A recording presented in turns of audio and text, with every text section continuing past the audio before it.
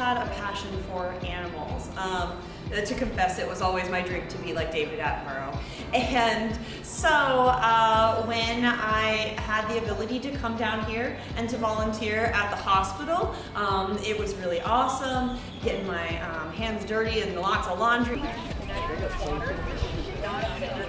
Especially by yourself. So with us for quite some time. They're about 18 years old now, and they came to us from the Orlando area after, unfortunately, their mom was deemed a nuisance bear. Now, when it comes to the nuisance bears, mostly it's bears rooting around, maybe through garbage cans or walking around through a neighborhood, going through bird feeders, causing a nuisance. Now, with these bears, sometimes they are relocated to new areas of the forest, but for